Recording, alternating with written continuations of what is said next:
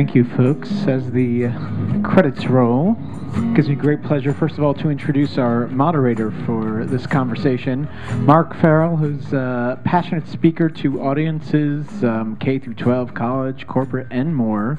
Is award-winning New York City radio host and on-camera personality. Mark, thank you so much for being here. His unique life experiences also connect to this film, stemming from his visual disability, which he often addresses. It also gives me great pleasure to introduce we'll start with the producer of the film, Regina Saldivar. Regina? Yeah, hello, Regina. Dog in hand. And please welcome the director of the film, Abigail Fuller, who is here with us. Thank you all so much for being here. And Mark, I hand it over to you as they get themselves settled. I want to hold the dog. Hi, everybody. How great is this film festival? And better yet, how amazing is Do You Dream in Color? Thank you. On the verge of crying on the way up here, on the verge of jotting down an address and sending off as many emails as I can, and handwritten emails on the closing credits. It's just amazing how far we've come and how far we've yet to come. And as a person with a visual impairment, I spoke to Abby on the phone the other day. Abby was on my radio show, and we spoke about this great film and the project and all the things that are amazing about the human spirit that people can tackle and overcome. Adversity, we all have adversity in this room, in this great island of New York City, in this country, in this world, and it's how we tackle it. And these four compelling students who are dealing with teenage angst, not knowing who you are in life, how to fit in, etc., have to deal with blindness on top of this. So, number one, I admire both of you for tackling such an amazing and poignant issue that has to be addressed, and such a fashion in which I'm very happy to report this film has won 2 or 3 awards nationally and internationally as well. Just nationally. Nationally. Well, to be continued. And first off, I'd just like to say to Director Abby, what was your exposure to the world of disability prior to launching this film? 0.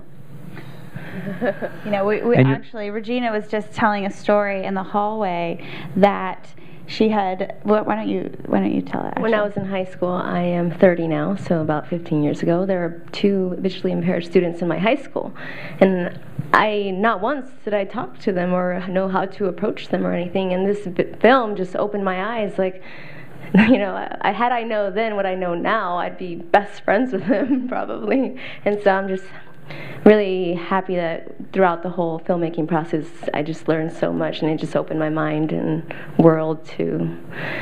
It just enhanced it so much. So I'm very thankful for that. Abby comes from a background in filmmaking of nonfiction films, projects that appeared on all the channels you watch, Sundance, now National Geographic, etc. So not that this is a major departure for you, but it's a different road that you travel down. And how did you determine and decide on disabilities in terms of honing in on blindness versus other disabilities, or having an array of disabilities incorporated in this movie? Yeah, so when we first set out to make the film, I was at film school at USC and decided, the natural thing after graduating film school is I'm going to go make a movie. And not realizing how challenging that is, and that's why it took 6 years to finish. But the original concept, Do You Dream in Color, was the idea of making an animated film about the dreams of blind people.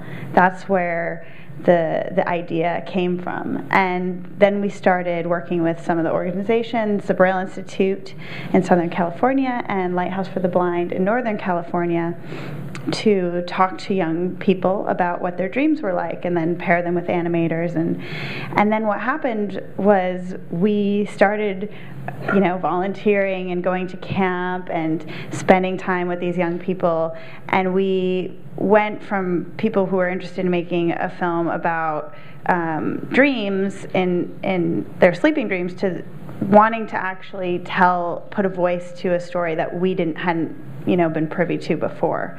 So we became advocates as we spent more time with the community, and we fell in love with these 4 individuals and their families, and wanted, we're rooting for them on their journeys and wanted to share it. So it wasn't something that we had, the story found us, really. We didn't set out with this goal, but once we met them and we learned their experiences, we decided we had to share it. Interesting that at the rolling of the credits, it dawned on me that each one of these stories could be almost a feature film. Yeah. They're so compelling, their life stories, their family, the background, how they got to where they are and where they're obviously going. Right. And I think it's a great reflection of people with disabilities, the human spirit, and more. So the casting process must have been extremely arduous to narrow down, all these compelling stories and the spirit that drives these people. So was that as difficult as it seems, or more so? Well, it was definitely challenging, and part of it was we wanted to have a diverse group that could kind of represent different challenges. With Connor, he was bullied, and that's a very common issue with anyone who's different. But with Karina, we got to really tackle some of the more institutional education, problems that there are in the system. So with each of the 4 stories, we felt like we had a more holistic, comprehensive view of some of the different challenges, whether it's social or economical or institutional, or all of the things that young people have to may and do face as disabled youth, and then have to show other people, no, like, I can do this, or no, you don't understand.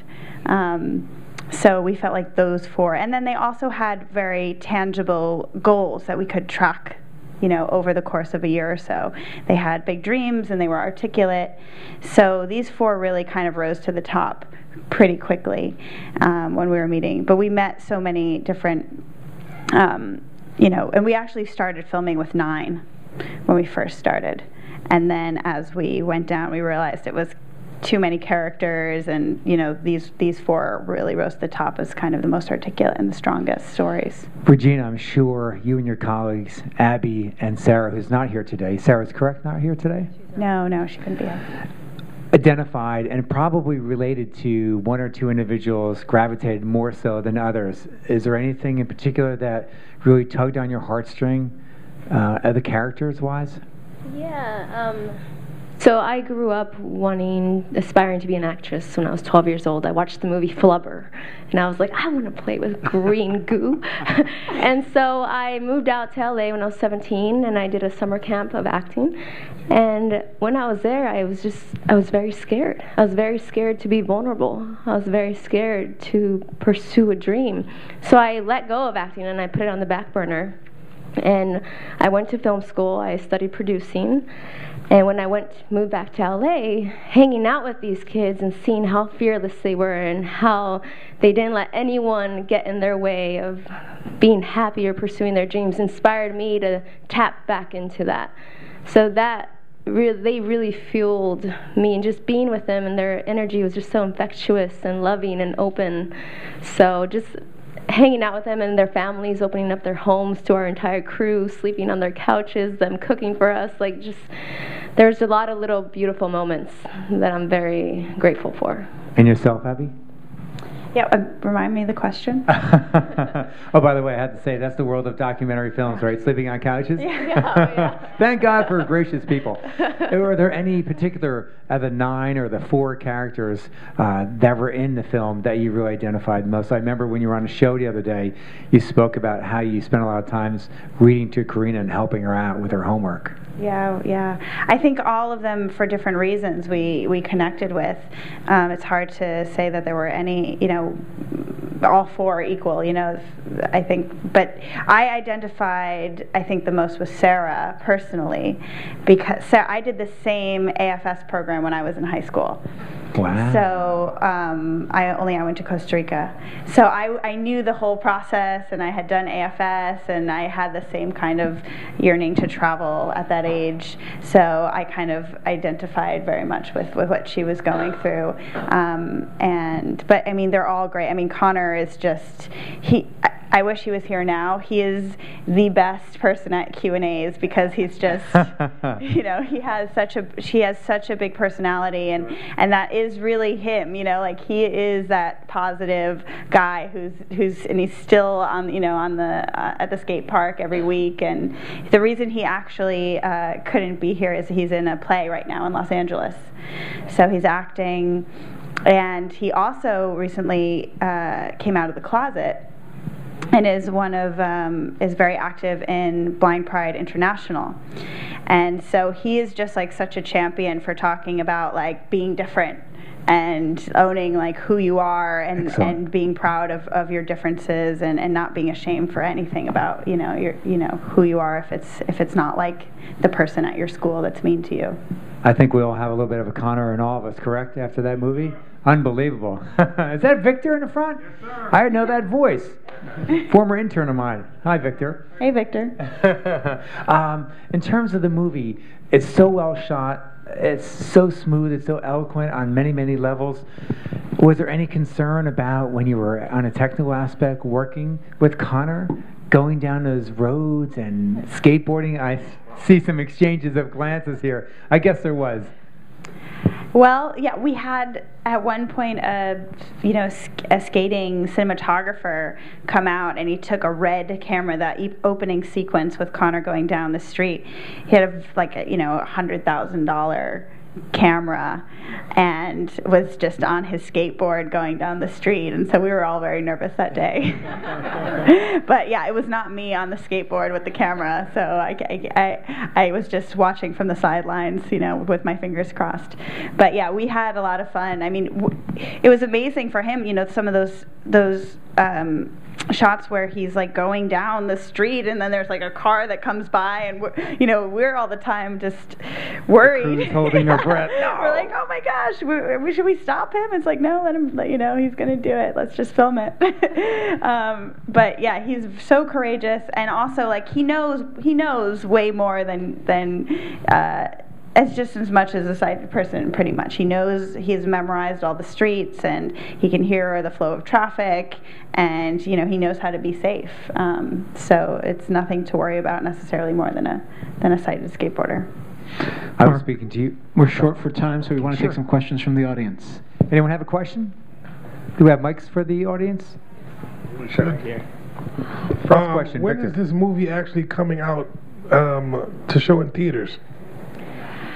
I don't know if we're going to be doing theatrical. That's still being figured out with we have a distribution company that we signed with, and right now is the process of figuring out where it's going to actually land. So we're talking to PBS and to reaching out to different cable providers like HBO and OWN, and so depending on who wants it and what we can figure out there, our distributors will make that strategy, but it likely will be this summer. And ultimately, correct me if I'm wrong, you'd love to have this on a platform at some point. Obviously, it depends on who distributes it and what the legalities are, but to have it available for schools. Yeah, that's a huge, with what we see this as also a tool.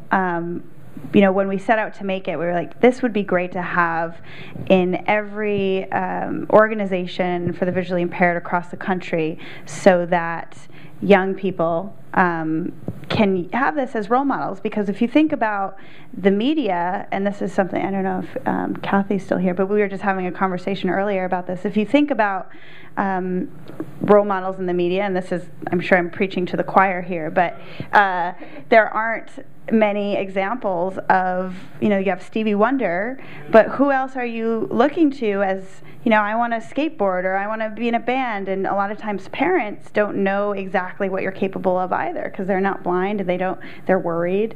And I'd love to hear what Victor has to say about this, actually. But yeah, so we figured this would be a great tool for other young blind teenagers and youth to watch it and say, oh, like, I can start a band, I can travel the world, these kids are doing it and they're just like me.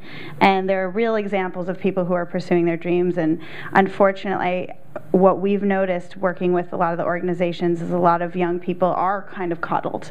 They don't have the parents that are pushing them out into the world. They don't have the school system that's encouraging them to be the brightest and the best. And they don't necessarily have anyone in the media also being that example. So we hope that this can be a good example for young blind people. Fingers crossed. Next question. Can I ask you a question? Teenagers who done take care of themselves, they're blind, and one he make the pizza with some of his with his family, and the other one who's come by to ask him for what was it, the I can't think the chicken noodle with dipping. They would ask him to come by to do some to start making the meal. Could you put that on public access on on the channels? I'm sure it's a possibility. I'm not sure if our two guests are familiar with that, but I could certainly talk to you afterwards, and or Isaac or myself could lead you in the right direction. Next question. You're getting good workout over there. Yep. I'm a teacher of the visually impaired for the last 35 years, and there's not one story in your movie that I have not experienced with students, and I just want to thank you for the movie.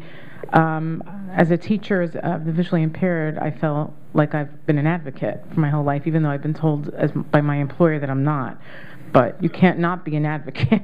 So what I wanted to say is that your movie would be fabulous, not just for role models for visually impaired kids, which absolutely would be, but I used to give workshops with my employer. I've worked most of my years in New Jersey, and I'm now on my own for the last 5 years as a consultant directly with schools, and I work a lot with parents.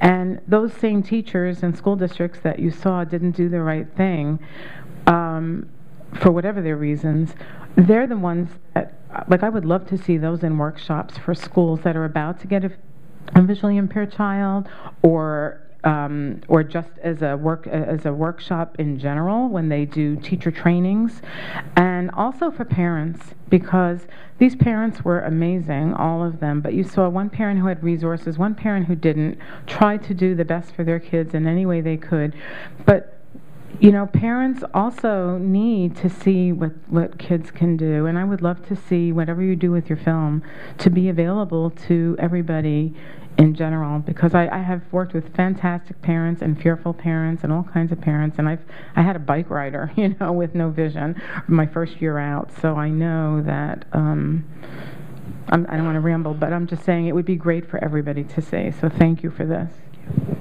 Thanks for the information. Yeah.